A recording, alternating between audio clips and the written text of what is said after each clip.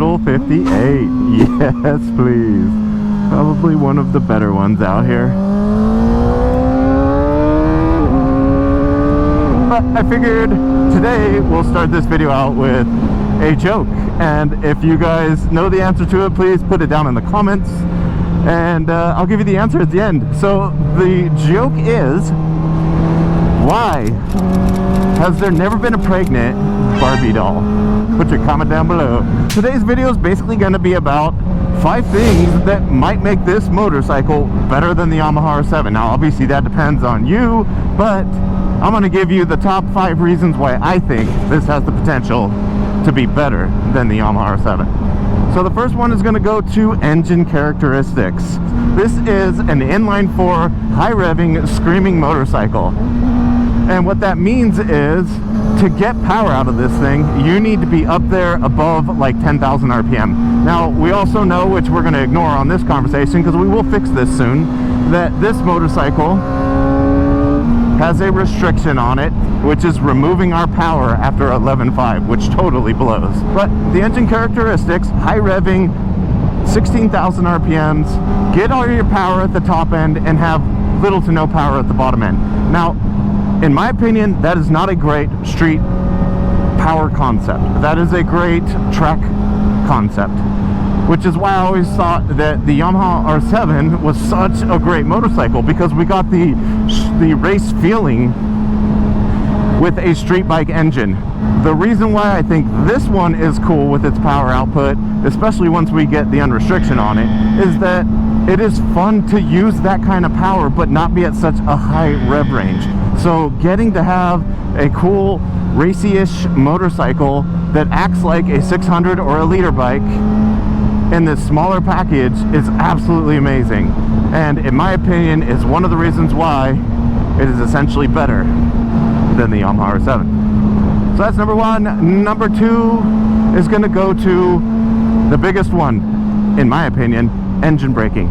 And sadly, I did all that to my R7. I put the exhaust intake, I put the FTC ECU tuner on it with the main intent to remove engine braking, and it worked. We did that. We got rid of some engine braking. The problem is there's still way too much, in my opinion.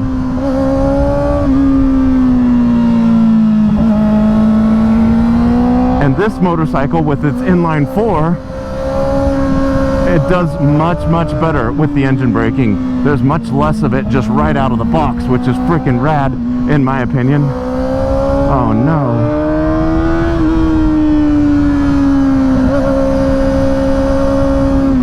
You're gonna ruin our fun, aren't you, boss?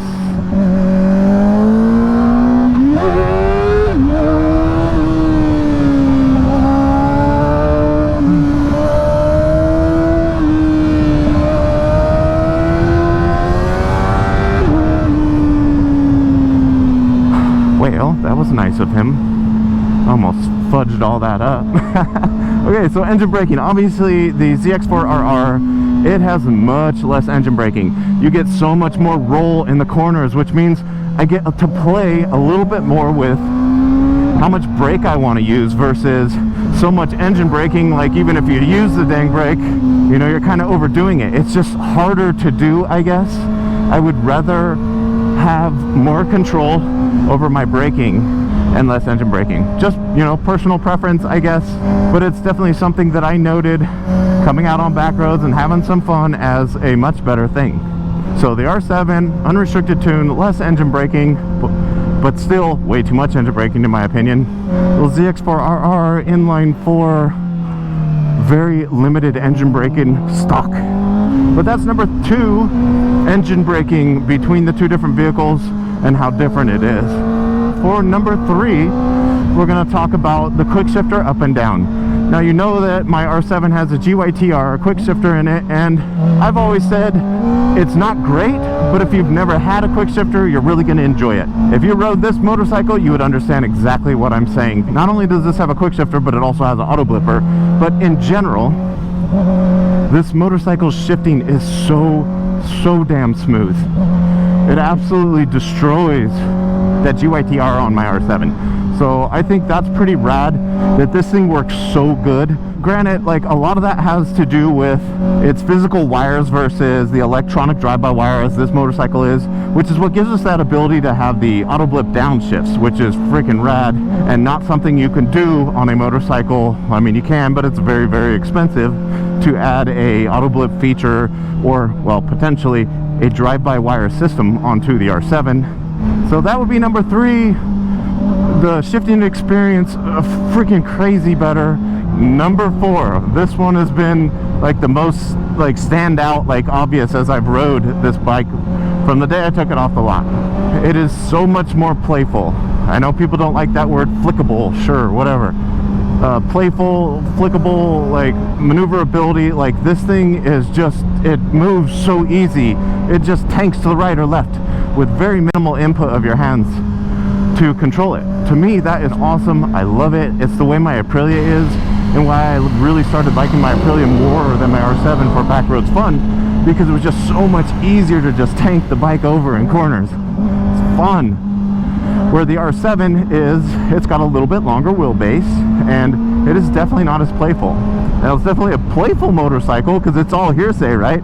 If you never rode this, you would think the R7 is very, very playful, like I did when I first bought it. I was like, this thing's great, very playful. Until I rode this thing, and I was like, oh, yeah, this is way more playful than that. Now, what makes that happen is, in my opinion, the wheelbase. This wheelbase is roughly just over a ½ inch shorter than the R7, and then the rake of the front forks is, I think it was almost a degree closer, which means it's just a tighter motorcycle. But either way, you have different geometry on the motorcycle that makes it more playful. Now, in general, the negative side of doing that to a motorcycle is that it will be less stable at high speeds. Like, I guarantee you, if you pulled up the specs of an R1, I don't know off the top of my head, but I guarantee you it's a lot longer, maybe not a lot longer, because it doesn't take much to make those kind of changes, but I'll bet you the R1 is longer than the R7 because it needs to be more stable at high speeds, which also means, I guarantee you, the R1's not as playful as the R7. It's going to be, basic geometry is going to make one more playful than another. So to me, that's another reason why this bike is better. It is way more playful on back roads. This is a good corner right here. Oh yeah, way too bumpy. Okay, so let's get to number 5. And number 5 is essentially the easiest one about this motorcycle. If you're comparing it to an R7 versus the ZX4RR, what is the most standout, coolest feature on the bike? The sound. This sounds like a real badass race motorcycle. Not to say that the R7 doesn't sound cool, because it doesn't have that 180 lame crank. It actually has the 270 crank, which is what gives it that really nice roar. And I actually really enjoy the sound of the R7. But this sounds a billion times better. This is why I started riding motorcycles, because of the sound of an inline-4 600cc engine. It's just so freaking awesome. The answer to the joke. Ken came in another box. Thanks for hanging out. Bye!